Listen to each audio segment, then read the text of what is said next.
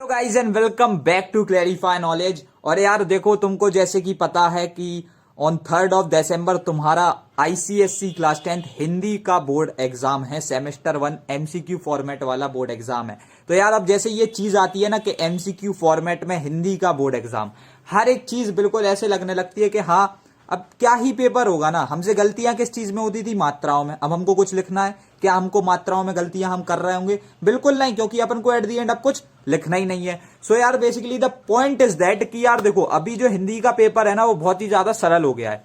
तुम ये समझ लो 90% ये पेपर सरल हो चुका है आज की कुछ टिप्स से, कुछ सजेशन से, जो कि 100% प्रैक्टिकल हैं। उनके थ्रू तुम इस पूरे सब्जेक्ट को 100% जो है ना सरल बना रहे होगे। ठीक है। सो फर्स्ट ऑफ ऑल यार देखो, आई एम अज्यूमिंग दैट कि तुम अभी प्रिपरेशन कर रहे हो, तो अगर तुम एक इस गलती को अभी भी कर रहे हो तो प्लीज इसे छोड़ दो। तुम्हारी अभी करेंटली कोई दो चीजें प्रायोरिटी होनी चाहिए in your literature.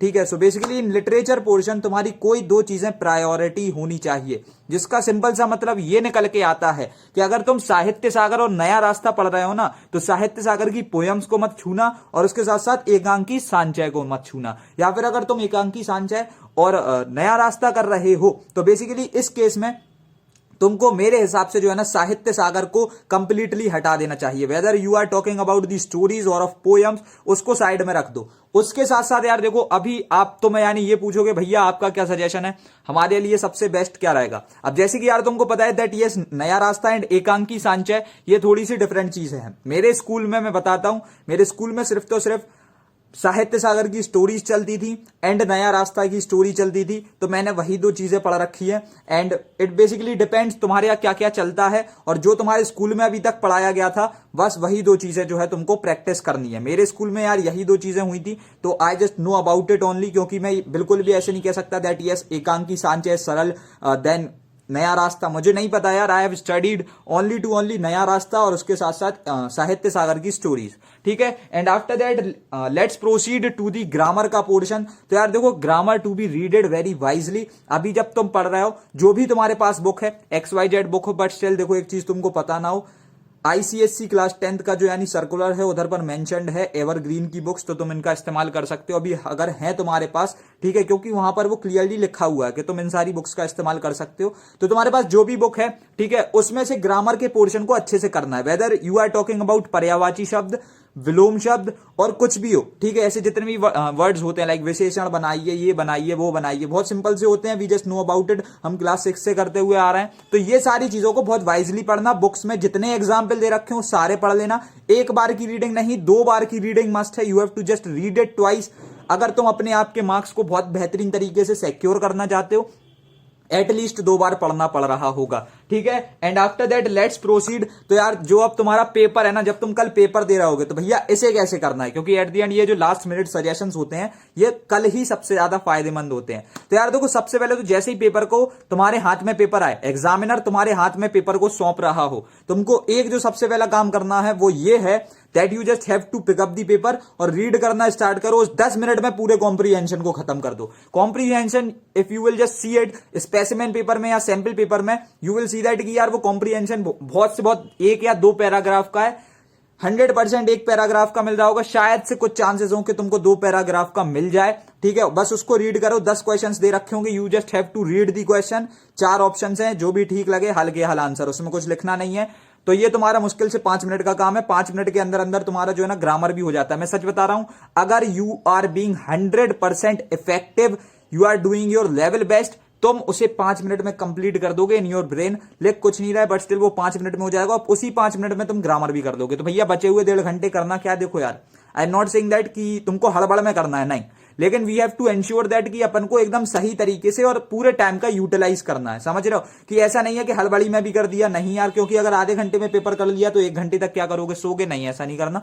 So basically the point is that only के एकदम सही तरीके से कर रहे हो तो हर एक टाइम को यूटिलाइज करना पड़ेगा। सो उसके लिए what you have to do is उन 10 मिनट में तुम कॉम्प्रीहेंशन एंड ग्रामर को कर सकते हो। उसके बाद let's proceed to the literature वाला पार्ट। अब इसमें क्या करना है, देखो मैं अभी तुमको एक बहुत ही ज्यादा जेन्युइन एरर बताता हूं, जो यानी एक ड्रॉबैक अभी भी निकल के आ रहा है। मैंने जब बहुत अच्छे तरीके से सोचा कि हाँ यार हिंदी का पेपर में ये दिक्कत तो अभी भी नहीं गई। देखो हमको भले ही मात्रा लिखने में यानी ये सारी चीजें चली गई, लेकिन सपोज लिटरेचर में स्टोरी में कोई एक क्वेश्चन आया, अब उसमें बोल रखा है कि जो है ना इस एक पर्टिकुलर औरत का नाम बताओ, ठीक है, यानी ये जिसकी भी बात हो रही है, मीनू की दोस्त कौन है, ठीक है। अब तुमसे क्या बोल दिया गया ना, तुम्हारा उसकी दोस्त का नाम है सपोज नीलिमा, ठीक है, आई एम सेइंग दैट कि उसकी दोस्त का नाम है नीलिमा।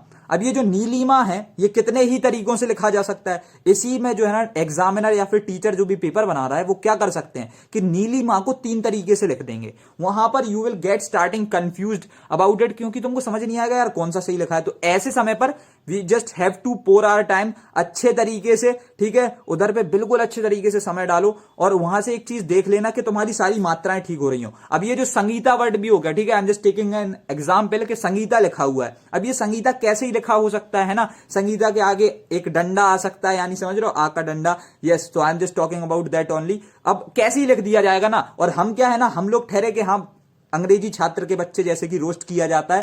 सो बेसिकली यस, यहां पर जो है ना अपन लोग मिस्टेक्स बहुत ऑफनली कमिट कर देते हैं। So we have to ensure that कि ऐसे ये जो मात्राओं में नाम पूछे जा रहे हो तो ऐसे मात्राओं में अपन ना बिगड़े। ऐसे कुछ ना कुछ ऑप्शंस तुमको देखने को 101% मिलेंगे, तो इन सारी चीजों को प्लीज एंश्योर करते हुए चलना, ठीक है। और उसके साथ साथ जो सबसे इंपॉर्टेंट चीज है, जैसे कि मैंने बोला कि जब तुम प्रिपरेशन अभी कर रहे हो, कल तो पेपर देने जाना है, अभी जब प्रिपरेशन कर रहे हो तो तुमको एक चीज एंश्योर करके चलनी है कि भाई साहब जब तुमने ये चीजों को डिसाइड कर लिया कि that yes you are going to study that literature portion only जो कि तुम्हारे स्कूल में कराया जा रहा है, तो कल पेपर में भी तुम्हारा 100% विजन सिर्फ उसी पर हो। Please just don't get diverted.